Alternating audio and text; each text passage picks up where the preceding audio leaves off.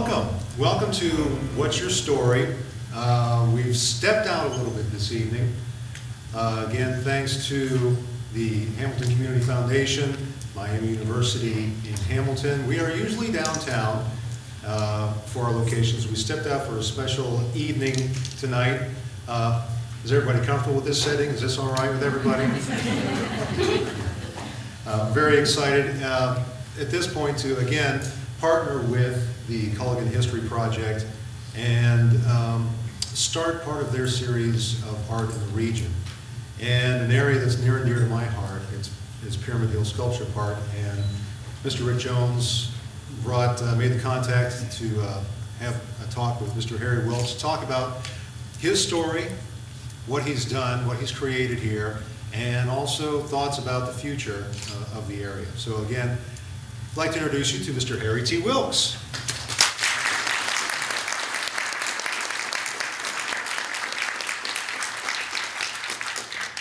Now, Harry, what you have created, and I want to step back and say, first off, what you have founded, you're not the owner of, but you have founded Pyramid Hill Sculpture Park, something unique to Hamilton, unique to Butler County, unique to this region. When you're talking with someone and you say, oh, Pyramid Hill Sculpture Park and Museum, and they're not familiar with this, how do you describe Pyramid Hill Sculpture Park? Well, I probably overdo it, you know. We have over 200 acres here. We have miles of blacktop road. We have 3 hiking trails through the woods. We have all kinds of famous outdoor sculpture that's modern sculpture, in other words, since World War II. And then recently, I put my collection of ancient sculpture into a new museum, which was modeled after a Roman house, which I saw in Pompeii when I was probably only 30 years old. But anyway, I would probably overdo it. I'm so pleased the way it came out. I had no idea, and I just talked to a gentleman here who helped put the plumbing in the house. He still thinks about it all the time. And so anyway, I'm very pleased that it came out so well. And a lot of it was by accident, but I was lucky in that the accidents turned out quite well. It worked out. Yeah. Well, let's talk a little bit about the Ancient History Museum, which is one of the newest areas of the park. A lot of what is featured in the museum are pieces that you had in this house, and you have since put on display. These are ancient Greek, Roman, Etruscan pieces. Where did these come from? How did you acquire them? Well, I got the idea, and I won't go into the whole story of how I decided to accessorize my home. Interior decorators came in. I ended up doing the interior decorating with just the help of everybody, furniture people and people in the community. But 3 of them came in, and and I said, just tell me one thing so that I can pick out. I got 3 of you looking at it. Just tell me one thing. Well, they told me all kinds of things, like they were going to put grass cloth on all the plaster. And I said, what about the ceilings? Oh, yes, yes. Anyway, and then he said, wait till you see the color, the wonderful color that I picked out for you to paint there, or to have it painted. I said, the grass cloth, you're going to paint it? He said, you're going to love it. You're going to love it. And I thought to myself, oh boy, if I don't love it, I sure got a job taking it off. It probably got a lot of big sense. But anyway, all 3 of them said one thing. They said, wait till we accessorize your home. And I thought to myself, what's that mean? Accessorize? I don't know what, They used to the lamps, the ashtrays, the little things around that bring out the bigger things. And right away it hit me that, accessorize. I love the Roman Empire. I love those ancient things. History, I love history. And I thought, gee, to myself, maybe I can go to New York. And I always wanted to get one of those paddles. By the way, we got quite a few of them over here. They just happened to stick in my catalog as I walked out from both Christie's and Sotheby's. And I said, well, I can go over there and I can actually bid, along with the museums and all the collectors all over the world. They come in twice a year to New York. And so I went to New York and I got a paddle. And so the first one was at Sotheby's. So since those days, that was 20 years ago, I've only purchased the things that are in the Pyramid Hill Museum of Ancient Sculpture from Sotheby's and Christie, because I did not want any fakes. I didn't want reproductions. I didn't want black market items. And so I only went there. And after 20 years, I really didn't realize, that what it would be all put together. But when I put it together in the new museum and took it out of my homes, I had the coffin, the Egyptian coffin, which is one of the better ones in the world, right over here. And I got up one night and I could swear that darn thing moved. Well, I better get that museum built so I can get get out of here. So anyway, we purchased only those things. I purchased only those things from those two places for 20 years, and I got to know them pretty well, and they got to know me. The funny part about it, I tell you, I sent a disc. Miami University made a disc of Professor Tuck explaining all about this wonderful collection, according to him, and a surprise to me that it was that good, that he made the disc, and I sent it to Sotheby's and Christie's. And of course, after seeing me for 20 years and buying different things, they probably wondered what I was going to do with it, But so I sent him the disc. Anyway, it's a great dissertation on all the things that we have over there and about the history of the ancient world.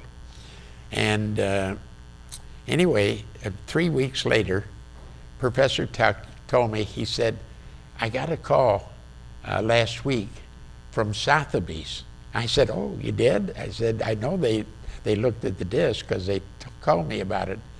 And I said, what'd they want? And he said, well, they got a head over there that they have several different opinions on it. They don't know exactly, what era that belongs to. And so they called to ask me if I could, help identify that particular piece. And I thought, oh boy, that's wonderful. And then I thought to myself, I didn't think of myself. I told Professor Tuck, I said, I hope they paid you. So anyway, there's a lot of stories, and don't get me started. But that's all right. Well, that's why we're here. That's exactly why we're here, to get you started. So let's go back a little bit further. Before it started, you are native Hamiltonian?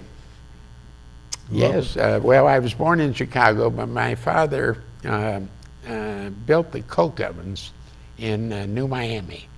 And the Depression was coming on in 1929, and he decided he better stay here and have the job of being superintendent of those coke ovens up there in New Miami. So that's why we stayed in Hamilton from then on. So I came here when I was 2 years old, and I've been here ever since. And let's see, how many years is that now? But anyway, that's how I got to Hamilton. And you've stayed in Hamilton. You attended Miami University. I went to Wilson Junior High. I went to St. Peter's for the first 6 grades. I ran away from school on my first year when I saw all those women with those black robes. They scared me. And so I took off across the playing field right out of the old St. Peter's, and I ran all the way home. And they tried to take me next year, and I did the same thing. And then they decided, well, maybe we better wait a year. So anyway, that's how I got started. And then I went to Wilson Junior High. I played some basketball there. I went then to Hamilton High, and I played a little basketball there. I was not a very good basketball player, let me tell you that. If you wonder the name and associate it with basketball, it's my brother. And I just so happened, he was my younger brother, and I just happened to instruct him on everything I knew about basketball. Bill, And can you attest to this, the truth of this? Okay. Yeah. Well, let me tell you, it only took me to explain my learning about basketball. It only took me 2 minutes to tell him everything I knew. But anyway, then after high school, the war came along, and I went over. I spent some time in New Guinea. I spent time in the Philippines. After the war, I went to Miami University, Ohio University, and finally ended up at the University of Cincinnati. I wanted to be a journalist at first. You know, I was thinking, God, that would have been called the Huntley-Wilks Report. But for those that remember the Huntley-Brinkley Report. Yeah. So of course, when I was there wasn't television and all that thing, but I had listened to all the news broadcasters every night, even all through high school, because I was very interested in news and foreign affairs. I used to listen to a fellow, you may not have ever heard of him, but it was H.V. Kaltenborn. And every night he would come on at 7:45, and he would just go right ahead and tell everything he knows about Nazi Germany, and yeah, he was a fantastic reporter. But anyway, then I decided to switch to law. And why did I do that? And I wanted to be in the House, in Congress, as a representative. And so anyway, so I went to law school, and the 6 years it took, I did in 4. I went all the time to school because I was in a hurry to get out, you know, and start life and so forth. So I completed everything in 4 years of schooling. I passed the bar the first time. That was nice. I was a little afraid of that. Then I practiced here in Hamilton. Started in 1950. God, let's see, that's 50 and 12. That's 62 years ago. Anyway, I started to practice and just a general practitioner. So for the next 30 years, I was just a small town lawyer. I never made a lot of money in it or anything, but I was able to have my wife and children and take them every week on different trips over to the state parks in Indiana and Kentucky, and we didn't have too many in in Butler, in Ohio. But anyway, we would travel all the time with the children and my wife, and we just had Mexico. I had trailers. I started out with a Volkswagen camper, which you really can't sleep in, so we had to take tents, you know, and then I worked myself up through the years of my children, up until they graduated, to an Airstream trailer. And boy, did we went all over. We couldn't get up certain places, the hills. I mean, well, anyway, we learned a lot about other people. And that was important for my children and me and my wife and everybody else that listened to me about the marvelous things that we did. We went behind the Iron Curtain. And I remember my one daughter, when we stopped, and the fellow stuck a stick down the gas tank. I rented a car in Berlin. And my daughter says, "What's he doing?" I said, "Well, he's looking to see whether or not we're in the East Zone now, traveling on our own. They wanted to know where we were all the time, and so we didn't get out of." But anyway, I said, "He's looking for a compartment that may be a human that wants to get over to the west." And then we saw, you know, the fence through Germany, and with the towers where they could watch. It was a great lesson. Tell you another story since you got me started. We stopped, we flew into Berlin.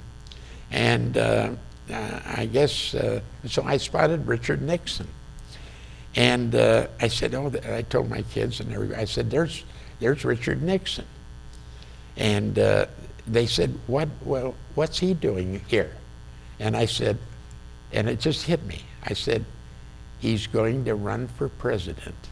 And he wants to get over and say, oh, I've seen the wall, you know, in Berlin, and I've done this. I mean, I could see that coming because all the politicians do that thing.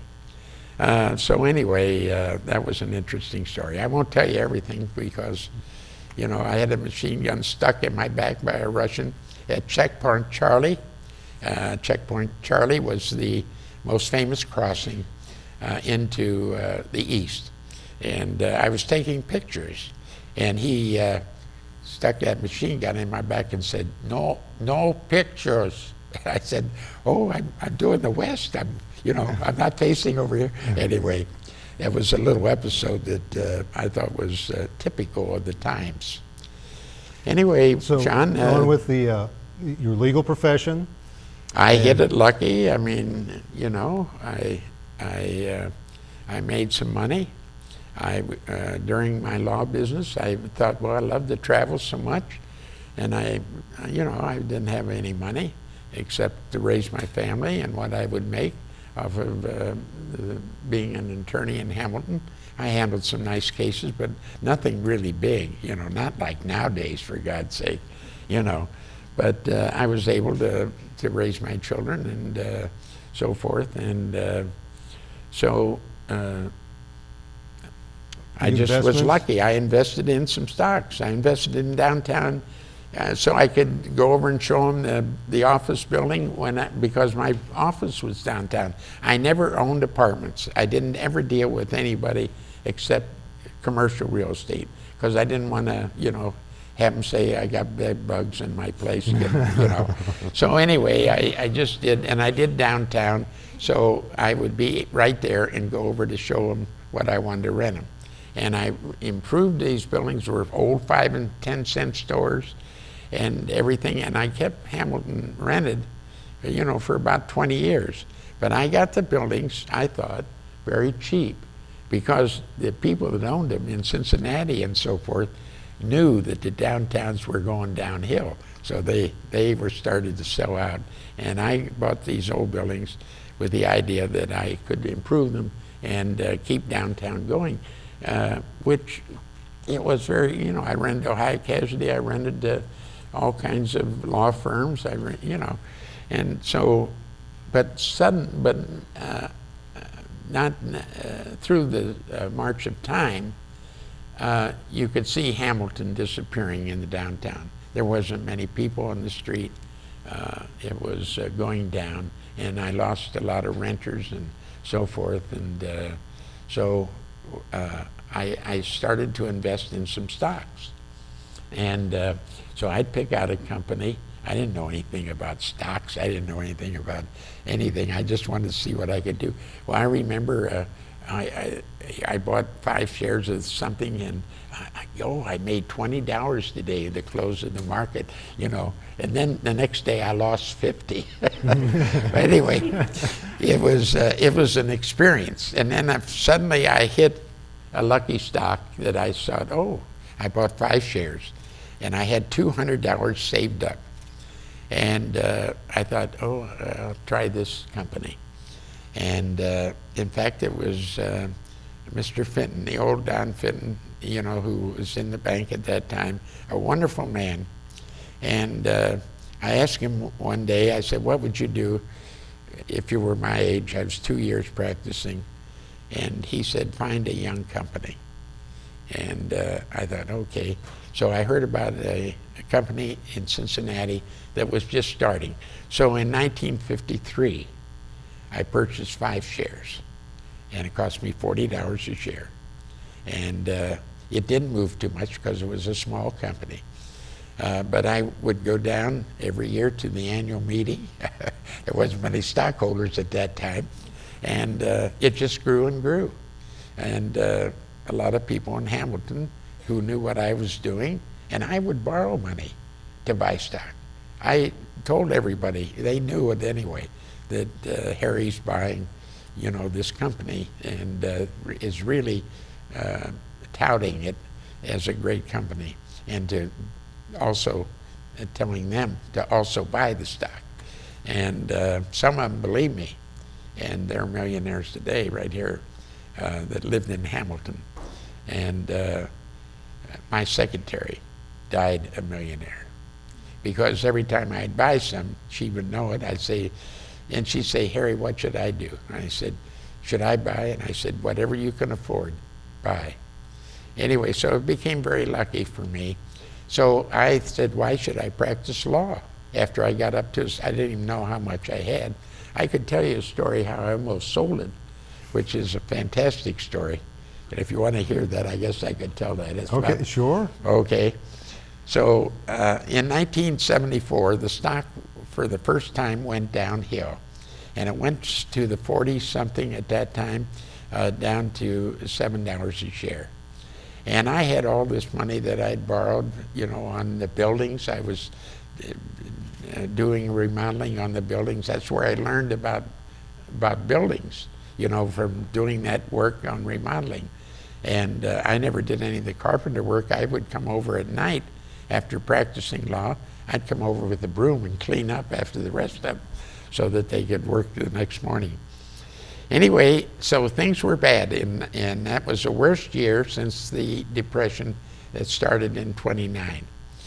And I was up the creek. I mean, I owed more money than I was worth. And I was down in Cincinnati, and I thought to myself, walking along the street, should I or shouldn't I try to sell the shares that I have in this company and you know, and pay off some of my debts. I always had, the banks weren't rushing me. I always had a good, they knew that I would always pay. In fact, one of them said, you'd wash dishes before you'd ever go into bankruptcy, so you don't have to worry about us. And you don't have to worry about the collateral. We'll be right there for you anytime. Anyway, I decided, well, let me take a chance. I never decided to sell this. Now I'm going to give the name of where I went to, and you're all going to recognize it. So I thought, who can I sell this to and raise this cash to help me with my finances? And I thought, Carl Lindner. Why, he's buying stuff. He bought some stock in Ohio Casualty and resold it and everything. And I thought, Carl Lindner, that's who I'll call. So I went up to his office. And I told the secretary, I'd like to see Mr. Lindner. She said, what about? I said, well, I have a small block of stock that I'd like to see if he would buy. And I told her the name of the company. And she said, well, wait just a minute, and I'll go in. And she went in. She stayed there 10 minutes. And finally, she came out, and she said, Mr. Lindner is not interested at this time. And I said, thank you. Never tried to sell the stocks after that. I mean, that was just a spur of the moment. And then we'll switch now from 74 to 94, 20 years later. I see Carl and his wife sitting at the table down in Florida at Ocean Reef. You probably know something about that. Anyway, so he's sitting there eating lunch.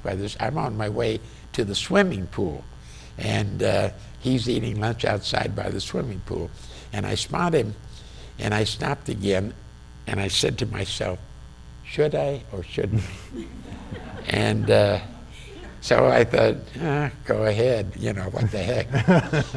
So I walked over to Mr. Lindner and his wife at their table, and I said, Mr. Lindner, I'm Harry Wilks, and 20 years ago I came to your office to sell you this stock that I had, and your secretary went in and she came out and said you weren't interested at that time. And I just thought I'd stop by today, Mr. Lindner, and say thank you. Because had I sold that stock, I would have, you know, I never would have been able to continue on. I mean, you didn't make the money in real estate. I made it I made some because I worked, you know, and went into debt for so many years and worked so many years and And still, I own a couple buildings, which, you know, naturally I want to sell, because I'm not in business, haven't been in business for 30 years, so. But you were able to work yourself into a position where you were secure, Yeah. and doing well, Yeah, and you were thinking at one point about retiring, yeah, and stepping back from law and just enjoying Right. enjoying life. So you bought a piece of property. right, What happened right. next? Well, my family was all grown up and gone. And so I thought I want to build a home out near Hamilton, but not in Hamilton. I want it in the woods, sort of, you know. So I found this property here, and I bought 40 acres. And my home was going to be up in this section. Now, my home was going to be a regular home, and, you know, above ground. And I happened, first thing I did when I bought the 40 acres, I went out and bought a chainsaw, you know, so I could get through land hadn't been used for years. And then when it was used, it was part of a dairy farm. So they didn't no big fields of corn or anything like that. And then when they left, it just went to brush. That's right, just went to pot, you know. Everything, trees falling down, poison ivy this thick around. I never saw poison ivy that thick. Wild grapes, even bigger. I mean, I remember sawing off some of the wild grapevines, and I'd get on it because I love Tarzan, you know. And I started swinging on the vines but anyway, I had a great time, and I learned about trees, and I learned about nature, and I learned, you know, the big boulders in here. God, they came here 11,000 years ago. The glacier brought these down. These are not native stones to us. Why do we have all the gravel pits? The glacier. Why do we have the Miller Brewing here? They put their biggest beer plant right here because of the glacier, the water. And why do we all drink Hamilton's water? Because it's the best tasting in the world, because it's glacier water. It's brought up from an aquifer that was formed during the last 11,000 years ago. That was the last of the 3 glaciers that we've had. But anyway, and we may have had more than that, but history going. But anyway, 11,000 years ago was the last one. And it left evidence all through here. The Ohio River, the Miami River, took hundreds of years and 1,000 years to melt. So when it did, it formed, the gravel was dumped here. Some of the boulders that weren't crushed up by the glaciers remained. So you see big boulders around all over this area. And today, Butler County is the biggest open pit mining county in Ohio, the second. First is over in eastern Ohio where they mine coal. We mine gravel. And we have a lot of these gravel companies here that do tremendous business. So anyway, I decided to build a home, you know, Sean, and I never thought of this type of home. And I'm sitting over here, this is the first lake I built, right behind here, because my home was going to be in this vicinity. And anyway, and I was sitting over there, and I looked at deer going right across this ridge. And I had just cleared this ridge in the last 2 weeks, so I knew the slope on this side of the ridge, on the east side, was the same slope that came down. In other words, they were almost even Steven the way they came down. And I was sitting over there and having my heart medicine, by the way, which was a Manhattan. Usually have my heart medicine just one. Just Yeah. once a day. I tell you, once when I was in the Philippines, I drank some of that jungle juice, and I never drank it. I felt dizzy when I got back, and I thought, boy, I don't know what's wrong with me, but I'm never going to drink anymore. So I never have, but except for that one drink for my heart. Right. Yeah. Purely medicinal Yeah. purposes. So anyway, I sat over here and I saw that, and I said, why can't I go through and come out the other side? And it intrigued me so much that I brought a legal pad with me the next day. I was retired now. And I brought a pad in, and I started making sketches of what this house would be like. And it all just came to me. I thought, well, I'll walk in this way, and I'll make the hall real big, you know, and maybe I'll be having parties and so forth up here. So you see the unusual feature of no big, not a lot of rooms. The dining room is really off of this room, the TV room there, the kitchen, the hallways. I mean, it's just a different concept, and it came to my mind. I don't know how it came. I mean, I never designed a home.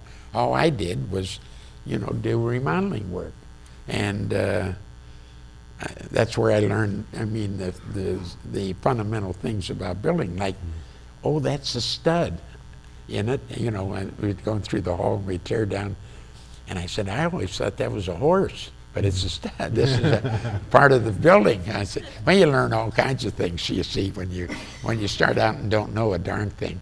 So I used to design, you know, how the second floor of this 5 and 10 would be with offices, and where the elevator would go and the stairways and everything.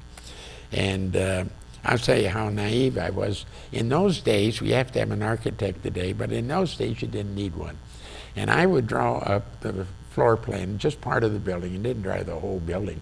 I just what I was going to work on next. And I remember going down to the building department, and they would go over my drawings. You didn't need blueprints. You just need drawings. And he'd say, this is an exit, isn't it? This hallway. And I said, yeah, that's an exit.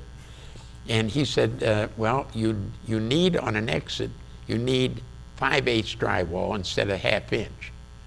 Oh. I get my eraser out and I'd draw, I'd cross out a 1/2 inch and I'd write in 5/8, you know, so, and I would, many times I'd walk out and wouldn't have to go back to do major drawings, I mean major renovations. Many times I walked out and had my building permit for that. So it's just a process of learning through the years. And now, designing buildings, I had no idea I could do it. I designed this building, and I ended up to be the general contractor on this building. I could tell you another story about that, but it takes too much time to tell you all these stories. But anyway, it's I ended up building the home, and so We can talk about, actually, when we have questions, we can talk about some of the features that you've built in. Well, so, I had to have something to cover this area because you're underground here, and so I had to get light in. Now, I don't know what influenced me on the pyramid. It was not the Louvre in Paris where N.P. was putting a pyramid in, because it hadn't been in yet. And he evidently was working on it when I was working on this one.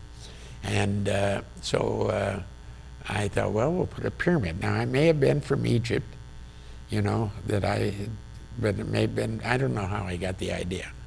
And anyway, so I drew in the pyramid. I could tell you story after story how I got those lines in there, but you know, so there's so many good stories. You have 40 but anyway, acres. Let's go with the 40 acres. Yeah. And basically you have created a place to retire with 40 acres. Right, absolutely. And then I started to do my own interior decorating, and I went to auctions. The carpet that you see most of the people, that's 40 feet long, is a Persian carpet, handmade. Took 6.5 years to make it, and it's 100 years old now, and you're still sitting on it. I learned all this from carpet. I mean, every time I'd go out in Cincinnati to a furniture store, they'd say, oh, you're the guy that owns the carpet. Oh, I'll tell you another story that's pretty good. They, I'm trying to think of the name of the premier store for homes in Cincinnati, Clausen's. So a guy from Clausen's called me up, and he said, Mr. Wilks, I know that rug is probably too big for you, and I don't know how he knew about it. But anyway, he did. Now, most of the stores, you know, because it was a famous rug. I didn't know anything about rugs. Another accident. Anyway, he said, I can probably sell that and get you a small profit. And I said, well, I don't really think I'm interested. He didn't know what kind of room I was going to put it in, a room that's 50 feet long and 50 feet wide. And so I said, no, I don't think, that I'm really interested. So I went down the next day. I was in Cincinnati. And after I bought it, I sent it to a cleaner because I didn't know all the dust that may be in it and everything. And I sent it to this old man who did Persian carpets. And I stopped in there, and he said, he saw me. He said, Mr. Wilks, Mr. Wilks. I said, yes. How's the carpet? He said, it's fine. He said, but Clausen's wants to buy that carpet, and whatever you do, don't sell it to him. And I said, well, I did get a call, and I didn't tell him I would sell it. And he said, I'll never forget this. He said, they've already got it sold. And I said, you're kidding. He said, no, they've got it sold. I said, well, do you know who they're selling it to? He said, well, that new building downtown with the twin things. I said, Procter & Gamble? And he said, yes, Procter & Gamble. He said, they want the rug for their board of directors room. I said, I'll be darned. And he was going to try to get me a small profit. Yeah. I thought, boy, I thought that was really the cake, the icing on the cake. I thought that was a great story. I couldn't pass that up, John. That's all right. I mean, every time you say something, I'll come up with a different story. All right, well, let's talk about then how then did the park develop, because you initially didn't buy this property to create a park. No, I never 40 thought acres, of a park. obviously 265 now. Yeah. And what was the process? Well, when I was out there cleaning the park, and I'd say, well, a road can go up here, and I'd get the blacktop in, and we'd make, after clearing it all. And then the guy next door, would say, hey, Wilks, how would you like to buy my 35 acres? And I said, yeah, and then somebody over here died, and it was sold, and I bought that. So I just kept adding. And I didn't have any idea of what I was going to do, except I was building. I had my own tennis court then, and which we built here. I was building my own private golf course, and I had 8.5. I got a bulldozer man in here to help, naturally, and I had 8.5 holes. So I invited a lot of guys after my home was built. And I was doing these other things out in the acreage. I invited these guys over to have a drink, go swimming back here, go play tennis, and play 1 or 2 or 3 holes of golf. And where was the first tee? The first tee is on the roof, right up here. Right. Now the roof is all dirt and grass and flowers. So I mean, to somebody that doesn't know the house, they'd say, "What are you doing with a tee off on the roof of a house?" But this is a little different than, after they see it. Yeah, that was the first hole. I teed off up here. Anyway, within about 12 weeks, and these people were pretty wealthy. They were builders. A lot of them built down in Westchester and Fairfield and so forth. A lot of them were other businessmen. And so I start getting offers, and they said, I'll give you $100,000 for an acre over here. I want to build my home, and I won't bother you. And almost every fella that came to me in the subsequent weeks after that, offering me up to $125 for an acre, and wanted to build their home. And I was sitting over here in the chair I usually sit in one night, and I had $918,000, almost $1 million, in offers just to these fellows that weren't going to bother me. They were going to build their home way over here and over there, and And I thought, I can't do that. I bought this, I bought it for my own home, no commercial things involved, just my own retirement in enjoyment of my retirement. Anyway, I sat over there and I said, I've got to do something, because my daughters couldn't afford to keep this going, to build this and to build that. And they would have to sell it. And I said, I started to love nature. I didn't know a shagbark hickory from a white oak, and I started learning all these things. And I loved it. I just loved being out there in the woods, building hiking paths, building roads, building lakes. All the lakes here I built. Never got any help from government or anything. They said, you know, you can get money from the government for building a lake, but you have to has to be semi-public or something. I said, I don't want any. I mean, I just want to go ahead, and the bulldozer and myself went ahead and formed all these lakes. So anyway, so I thought, well, what could I do with this? So I could save the land. That was the idea. And I thought, I could turn this over to a foundation, a charitable nonprofit foundation. And so I could go ahead and save this land from developers and from being subdivided, and because all that was going on all over Butler County, and we were having very few natural places for the future generations to see and appreciate. So I thought, I'll have a foundation. So then I was faced with another problem after I started thinking, okay, now I got a foundation. What am I going to do with the land? So anyway, Sean, I thought, well, the government puts up soccer fields and that sort of thing. What can I do? And I thought, well, you know, in my travels to New York, Chicago, San Francisco, you know, all the big cities, I'd see these big sculptures in front of these skyscrapers. And I thought, oh my God, you have to get half a block away to see, you know, and I thought, they shouldn't be there. They should be in the country. And I thought, a sculpture park. I knew nothing about sculpture. I knew nothing. But I thought, this is what I could do. I could take these big sculptures and put them with nature.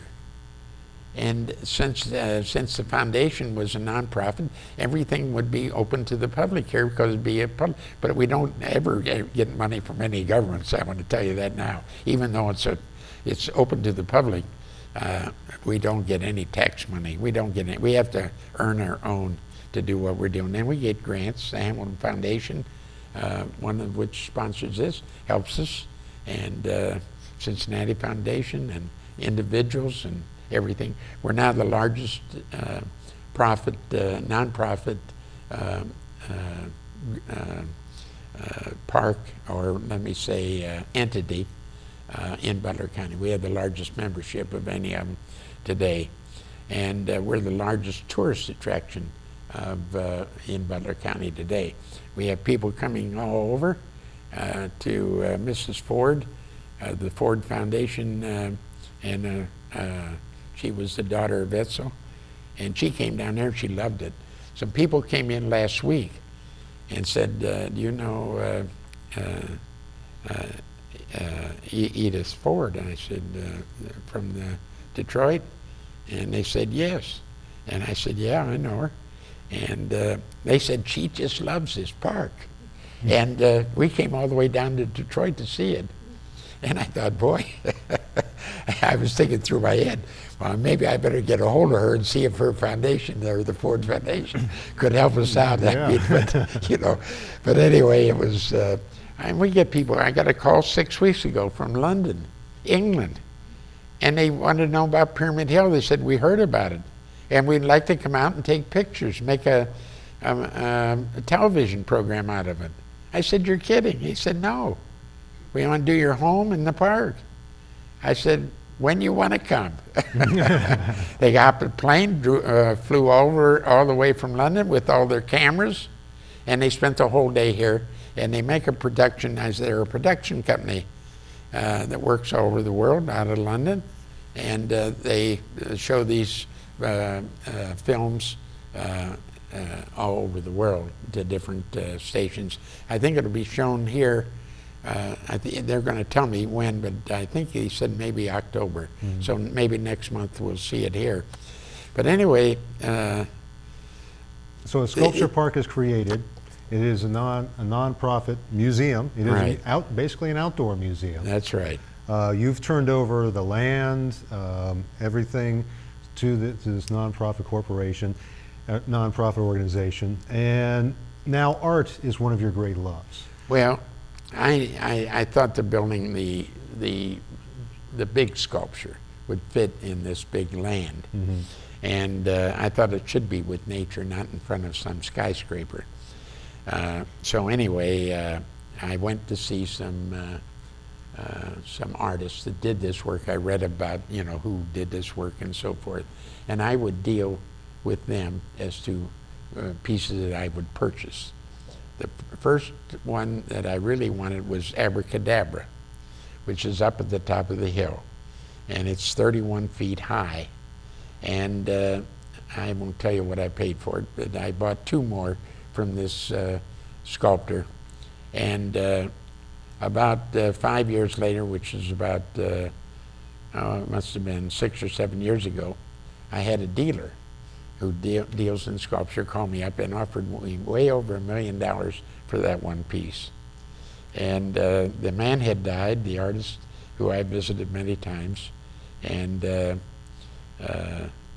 he was dead now, and his art became very valuable, and that was his favorite piece up there. And the dealer told me, he said, I can sell that piece in any country in the world, Germany, Japan, Korea, China, any, you know, any France, any country. And I said, well, it's not for sale. It belongs to the public, and it's going to stay here. So we do have in the park today several pieces that are really valuable because time marched on. Mm-hmm. And I was lucky enough to get some of the great sculptors.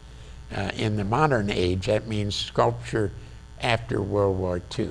And that's what we have in the outdoor museum. Mm-hmm. And then the indoor museum came a little later. Okay. As we talked about. Well, let's talk about a little bit about the art in the region. Obviously, yeah. as you pointed out, this is a regional attraction. I mean, Hamilton, Butler County, regionally throughout the state. You talked about New York, England, Detroit, this area. Specifically with Hamilton, the changeover from Hamilton being an industrial city. You see art as part of the future of Hamilton? Well, okay, once I started the collection here, mm-hmm. And I would be traveling around to see different artists in New York and all over, you know, to see. I'd like to buy from the artists rather than dealers because the price went up double when it goes through a dealer. So I tried to deal with the artist in person. Anyway, I would go out and see them. And what the heck was your question? That's all right. Talking about the changeover from Hamilton being an industrial city to art and what are your thoughts of the future? So anyway, I you know, spent all the time here in Hamilton as a youth and as a practicing attorney. And I could see the paper mills, you know, going. I could see the safe companies, which we were very famous for and had a lot of them, you know, here. And they even built the big safe at Fort Knox. That was built by Mosler Safe. And anyway, they left town. The paper left town. What do we have left? I thought, well, in traveling around, I saw I don't know where I got the idea, but I got the idea of saying, well, Hamilton should be known for something. Why not sculpture? And we can get by with this because our offices were downtown at that time, and this was located right on the border of Hamilton. So I came up with the idea, before some other city would grab it, of naming Hamilton the City of Sculpture. So then, in order to get it recognized, I invited to lunch the city council members and the county commissioners over at the hotel. At that time, it was still operating. And we met in the private room, and I had a sign painted, City of Hamilton. At that time, they had a big, you know, exclamation. But anyway, then I wrote City of Sculpture. And I told the guys, I said, we should really, you know, have this named the City of Sculpture. We have some good sculpture in Hamilton. On the big monument downtown, that was built in Hamilton. I got pictures of it when it was down with all the sponsors of it. But anyway, so they were, you know, talking about it and quite interested. And I said, now look, you should grab this while you can, and it's not going to cost you a dime. This is free of charge because you don't have to take any tax money and pay for this. You know, this will be an independent organization, and I took Jerry Hammond, and I talked to her. I said, and they said, okay, after, you know, I told them it wasn't going to cost them anything, but we ought to grab the name before somebody else grabs the name. And there was a city, in fact, maybe I got the idea, in Hamilton, New Jersey, that has a sculpture park. And I've gone over there many times, and I thought, ooh, I don't want Hamilton. And then I thought, well, I heard a rumor that China was going to take one of their cities and name it the City of Sculpture. And anyway, so I thought, I got to get this done.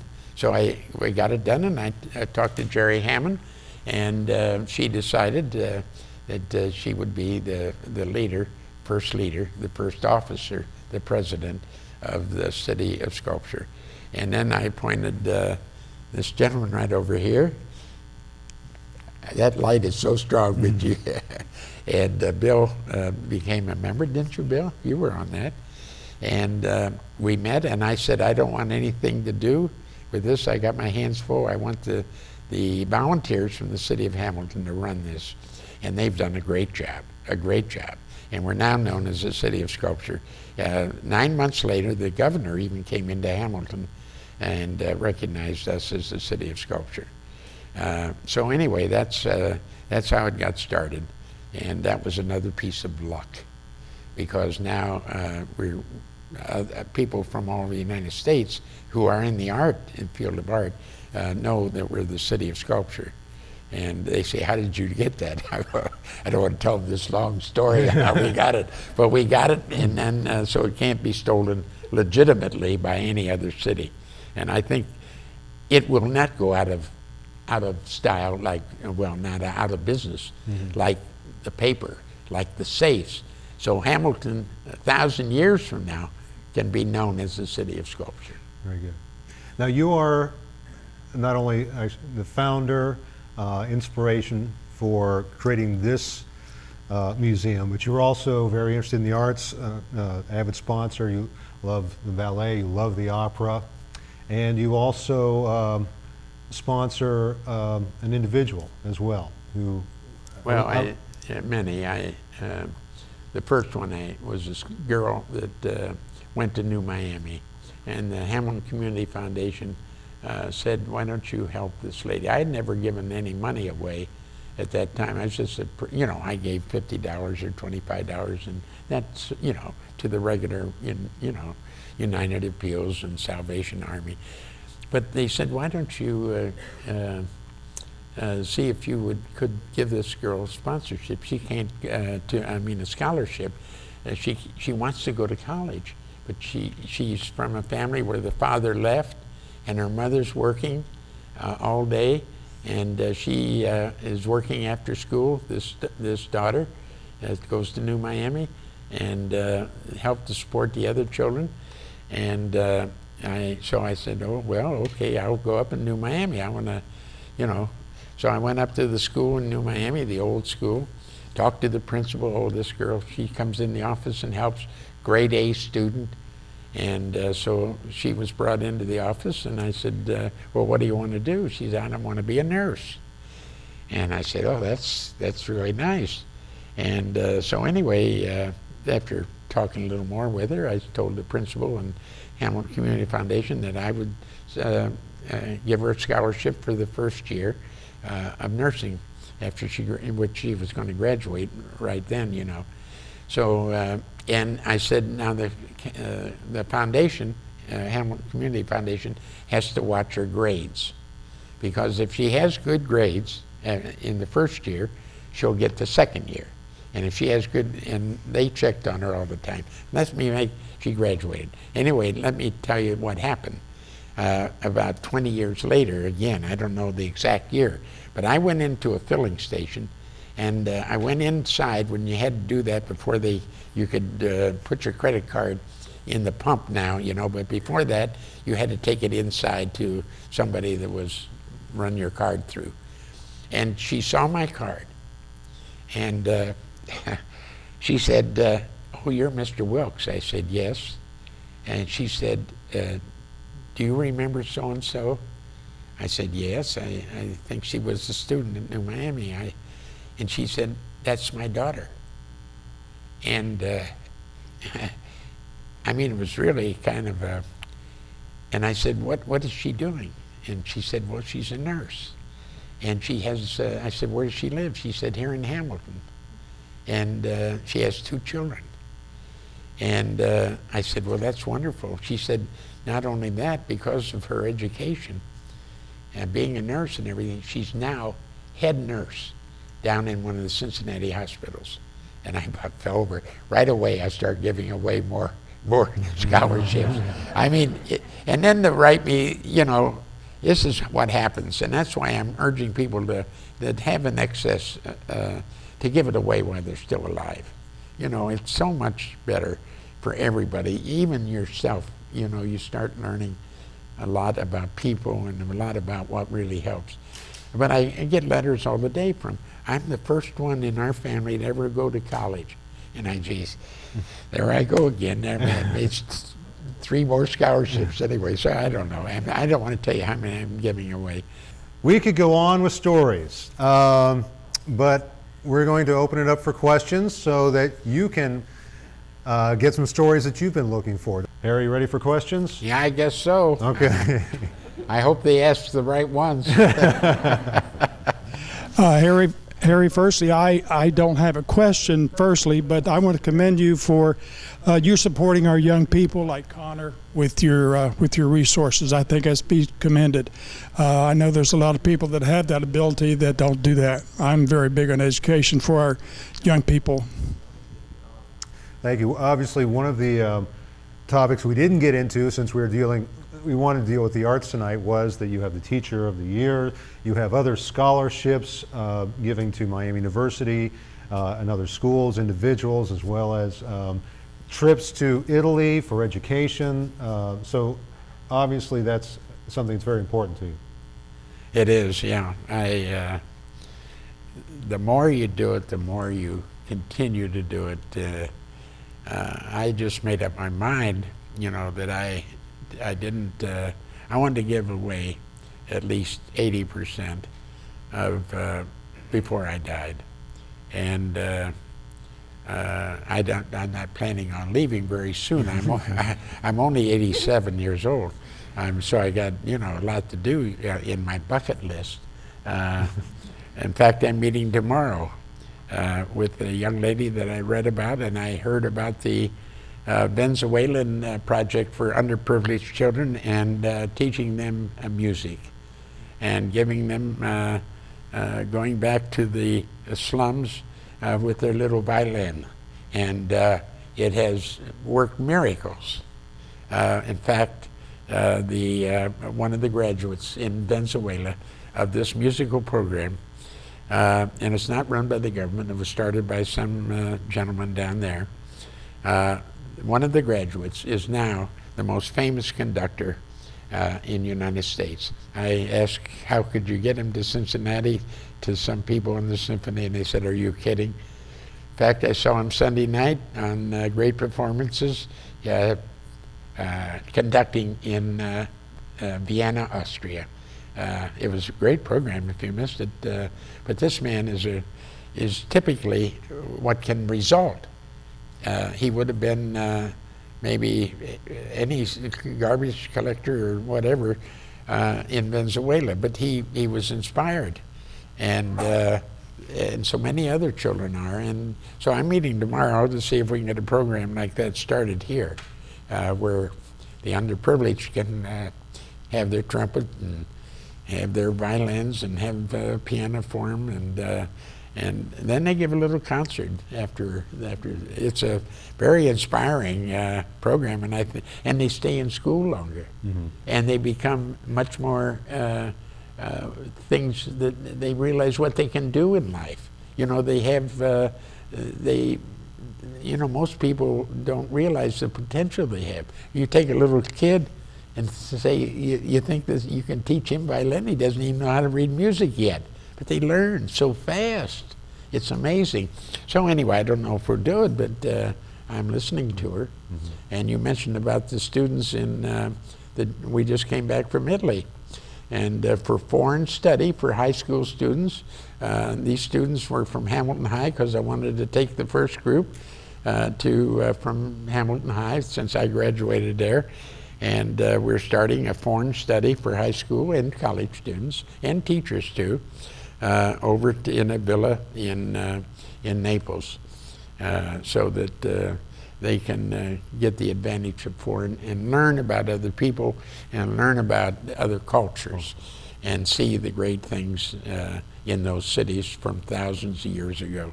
Go ahead and speak up. Yeah, I was just going to say, Harry, my daughter herself received a scholarship from the Hamilton Foundation, to which she graduated from Miami. My question, if I may, you made no secret that you pretty much were able to finance your dreams through the stock that you bought many, many years ago, if I understood that right. My question would be, if you were starting out now, would you look to the stock market or commercial real estate? I'm just curious. Well, okay. Is that a fair question? Well, I advise, I don't advise, but I tell people, young people particularly, because, it takes some time. You don't make money overnight. I'm against all these casinos going in and everything and giving people false hope, and taking food away from kids and et cetera, et cetera. But young people today, if they had any talent at all, like electrician, they knew electric or they knew plumbing or they knew carpenter work, the home industry is down in price. And there's a lot of homes that these young people could buy today very inexpensively. They could probably even get financing through the owner who wants to, for some reason, old age or something, wants to get rid of his house or whatever it is. And they could go in and fix these houses up and resell them. They could go in and fix some others up and rent them. It's a great opportunity because they can do it without being rich to start with. And so I think that's one of the great opportunities right now. Now, maybe next year it won't be here. The way the stock market went up today, it went up 250 points. But that doesn't mean anything. Tomorrow it'll probably go down. But anyway, it's a opportunity right now for young kids. And then if you have you don't have to have a lot of money to buy a stock. You can buy, 5 shares. That's what I did. I bought 5 shares. And it grew and grew and grew. And I'm sure lucky I didn't sell it that one year. But it was 5 of the right shares. It's something that everybody, and of course youth is probably, such a great asset to have youth because you got the time to develop, But if you're just going to raise that money, to stick away in the bank and count it and et cetera, forget it. Because that's not the purpose of it. The purpose is to satisfy your own desires, to travel, to study, et cetera, worthwhile things, but then to go ahead and get rid of some of it because not going to, you can't take it with you.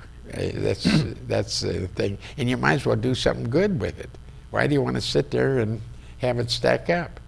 And God, we know today. I mean, some of these guys, are making money that whoever dreamed of making that much. But it's not. But we have a lot of the richer people like Warren Buffett and Bill Gates and what's the guy that started CNN? I like him. Ted Turner. What's his name? Ted Turner. Ted Turner. Ted Turner, yeah. They're all giving their money away. And I mean, not all of it, of course, but they're giving the most of it away today before they die.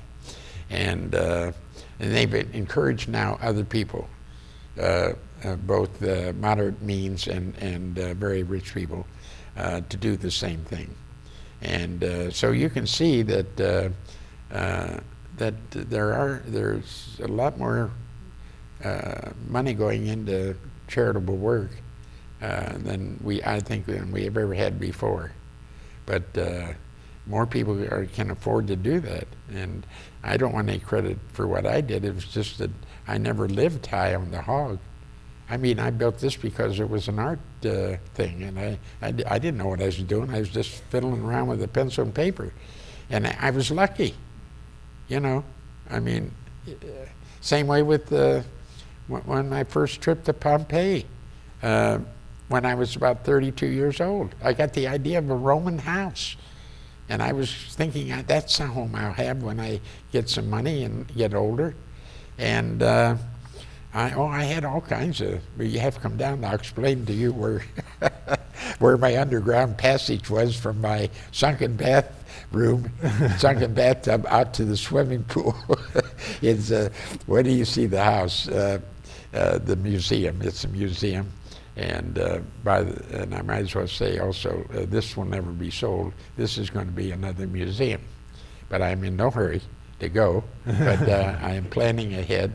So I think this will be turned over also to the public, yeah, because it's the only way for it to do that. I mean, we were, you know, it's people are coming in to Hamilton, and you know, and they're starting to see. And this isn't the only thing. It's we got a lot of good things, you know, in Hamilton, and we'll get a lot more if we get, you know, people starting to hear about Hamilton and what it's got, you know.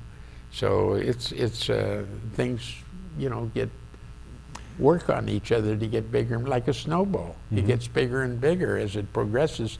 We have to become a different city. And the arts are probably the only way we got to go. We're not, Bridgewater Falls is downtown Hamilton today. It's not downtown Hamilton, it's out there. So what we've got to do is change it's not going to be commercial. You know, the only profession left downtown, and they're moving to some of the streets out of the downtown area, are the attorneys. Because why? Because you know, the courthouse is there. What is their hospital is right there, and so they have to more or less stick downtown. But we have to go for the arts, and I think we've got a head start. And I don't want to say because of Pyramid Hill, but because of the people in Hamilton, you know, Rick Jones and all of these other people who have an interest in art and have a great interest in Hamilton. So I think that's where it starts. That's where it comes about. It doesn't come about from somebody that doesn't have any passion, you know, for what we should do. And these fellows, there's quite a few of them in Hamilton. I can't name them all, but there's quite a few. And we've got you know, our pioneers built Hamilton with wide streets. I mean, you go to Middletown, what advantage we have. I mean, they don't have anything except they were lucky enough to get on the interstate. But from the downtown area, we've got it made. I mean, those people, our ancestors, I mean, the people that were here, you know, in the early 1800s and late 1800s and early 1900s, I mean, they had vision. They made that big high street and then made a nice grid work all around it. And it was just something that can be improved upon without, you know, you got something to start with. I don't want to run down Middletown because Middletown's got, you know, things too, but they don't have a downtown. Talk about like the wide streets again. Why were the streets so wide? Well, all right, I don't know if I could tell you exactly, but the story I heard. Right. I asked somebody, I said, oh, these people had vision to make a street that wide. They didn't have automobiles when that was made. And I said, what made them make the street so wide? And he said to me that, well, they had horse and carriages, and they didn't have traffic lights and all that other thing. So many times they'd come to market downtown around the courthouse, and they wanted to go back out, so they just made a U-turn. And that the street was wide enough for your horse and buggy to make a U-turn or go wherever you want without. And I thought, I don't know if that's true, but it's a great story, and it may be true, you know. So, but we're unusual in having such a good layout by pioneers. Questions? Harry, didn't there used to be a streetcar right down the middle of High Street? Yeah, I remember those, yeah. I mean, that's when I was just a kid, and I was selling newspapers uptown when I was 6 years old. And I think I got a quarter of a cent out of each paper. I think it was only 3 cents or 4 cents for the paper. But I remember even now I can remember it vividly. I'd be yelling, "Extra, extra, Reds win in the 11th." And then I'd go over to the Elite Bakery, that was downtown, and I'd go in there, and I would say I made 3 cents. And I would reach up with the account. In fact, I could hear them after going in there. They'd say, "Here comes Harry." And I would open my fist, and there'd be 3 pennies in there. I said, I would like some cookies. And you know, I walked out of there. They were a day old. But God, the big sacks of cookies they would give me. And I remember that today. I thought, boy, oh boy, I remember those big sacks of cookies. And so it's, you know, Hamilton's changed, but it may end up to be better even. And we had a great past, great manufacturing, great factories here, and most of them because of the Civil War. You know, that's how a lot of them got started, because of the need to make the Union Army strong. And but anyway, they continued on and on. People came down from Dayton and said, "Is this the 1913 flood?" I have pictures of it on the wall. I said, "Yes." And he said, "Well, you know, we were affected a great deal in Dayton." I said, "I know you were." But it was a Hamilton man named Rentschler who came up with the idea of building the levees along both sides of the river to keep out foreign. And he ended up, because of what he did for the Miami Valley, he ended up to be head of the what is now the Citibank in New York. He became quite a banker. Anyway. Questions? Back. Mr. Wilks, over here. I'm just curious if sculpture was your first love in the arts, or were you earlier interested in some other medium? Was I interested in sculpture early Was that in your life? first love in the arts, sculpture? I probably liked the arts, but I didn't know it. You know, I mean, we would go in museums and so forth. I like travel the best. And so when I started here, I knew nothing about art. I mean, I always liked music, let me put it that way. That's a great art form. And so music, yes, I remember in junior high over at, I learned, they had a music class at Wilson Junior High. And I can remember, you know, the classes we had there. They don't even teach it, I understand today, you know. And, but anyway, I learned to love music at that time. Mm-hmm. And I thought, well, how lucky I was that we had that class. Because, and I remember the teacher playing Beethoven's 5th Symphony, you know, which starts out, dum dum dum. Well, that wasn't exactly right. But anyway, and he would say, "That is death knocking at the door. Dum dum dum." Oh, well, that isn't it either. But anyway, I still remember that, and I probably was, you know, what, 16 or so. Made an impression. Yeah, it made an impression on me, and then I remember when I was 18 and so forth, out of Camp Guard, I would go in and listen to the records of classical music. I don't know why I like classical. I love, you know, I love Merle Oberson, and I love Johnny Cash, and I like all kinds of music. I don't care what it is. I kind of like music, and so I'd go to the opera. I went to the zoo, and I came back from the war, and this girl I had my date with, I took her to the zoo. Had to see an opera, and I guess she became very impressed. But anyway, it was, then of course I'm on the board of trustees now at Cincinnati Opera, and have been for many years because I do love it. And they know I keep telling them, get those good tenors in here. Don't be getting any ones that are halfway. I want a good tenor that'll knock the audience out. And then I became friends with the tenor. I can go on. I became friends with one tenor, and he was singing at the Metropolitan. He was doing the Barber's, not the Madame Butterfly.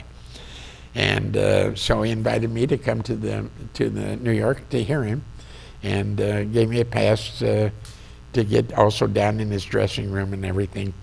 But I like everything. I don't know, but I knew nothing about art. I mean, I knew nothing about sculpture. I knew nothing. There's certain paintings I like, but I don't know anything about Picasso. Although Picasso did some sculpture work, and I do know about that. But I guess I could learn about painting too. We might have it in this museum in the future. Some good painting. Who knows? The Rookwood that you see in front of you. We got a good collection of Rookwood, and we might have that. We see maps on the wall that are original, 200 years old, 400 years old, made after Columbus discovered America, and they wanted to impress everybody in Europe by giving them maps of the New World, just like astronomy today, or Neil Armstrong. Neil Armstrong, I met John Glenn, who you probably know as a friend, and invited me to come to Columbus. And I went up, and he said, I may invite a few astronauts. And I thought to myself, gee, I hope he invites Neil Armstrong. So I went up, and I didn't know that we were going to, it was a small meeting, but NASA was giving Glenn an award. And so he called me and wanted me to come up. And anyway, I didn't know we were going to dinner after the award, which was at Ohio State. And we were to go, I found out, over to the president of Ohio State. It was a her at that time, her mansion, which is located not on the campus ground, but out in one of the suburbs. So I went there, and I'll try to make this short because Neil Armstrong just died. And so I went in, and in walks Neil Armstrong. I thought, oh boy. So anyway, there's only about 30 or 40 people at this dinner, and most of them are astronauts and everything. And I wonder what the hell John Glenn invited me for. But I helped him, through the years, we've known each other. In fact, he sent me down. I said, John, can I go down and see one of the blast offs? He said, sure. So he gave me a VIP. I took it down there, and they put me in a good spot. And I'll never forget that because I always thought, well, I ought to see one of those. But anyway, so Neil Armstrong and I start talking. And anyway, we were called over to sit down for dinner. And I said, gee, it's too bad we have such great conversation here tonight. It's too bad you're very hard to get a hold of. I said, it'd be nice to continue our thoughts on this subject and that. And he said, you got a pencil? I said, yeah. And he took out a piece of paper, and he wrote on there, and I'll tell you what he wrote. He wrote Neil.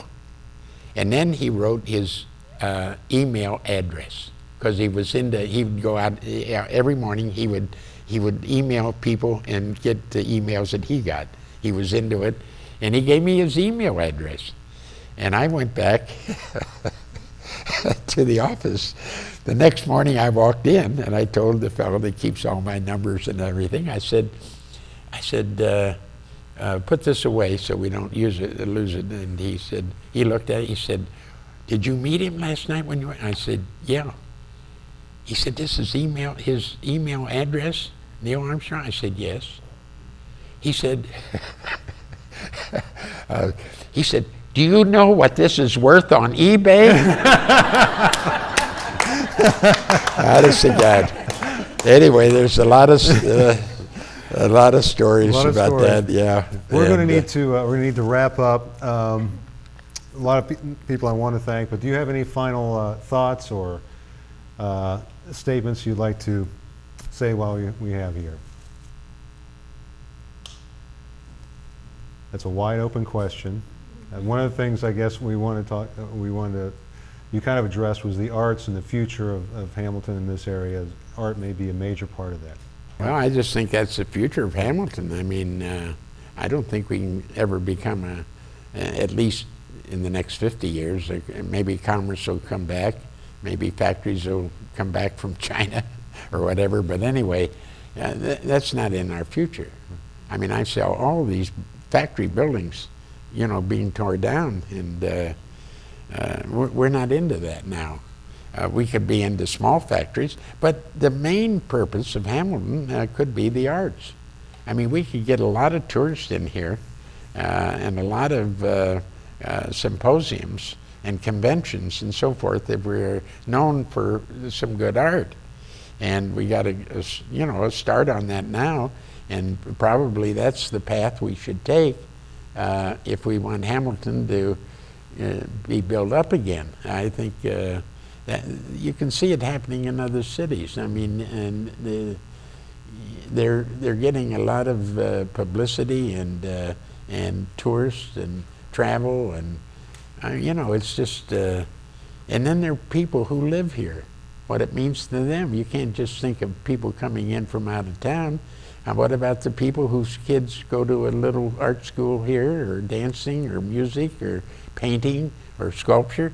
You know, it's all be here, make a better city for everybody. You know, it's just not all commercial things that we can do with art, but it's what it does for the personality, what it does for the you know, making a person a great person or a better person. That's what I think we should do. Thank you. I'd like to, well, if I could, Dr. Ellison, I want to thank Hamilton Community Foundation, also Miami University in Hamilton. Thank you to TV Hamilton for producing What's Your Story for, since we've been doing that for a while. I'd like to thank Connor Chi for performing for us this evening. But very much thank you, Harry, for your time this evening and sharing with us. And thank you, Dr. Ellison. Thank you for joining us this evening. We appreciate it.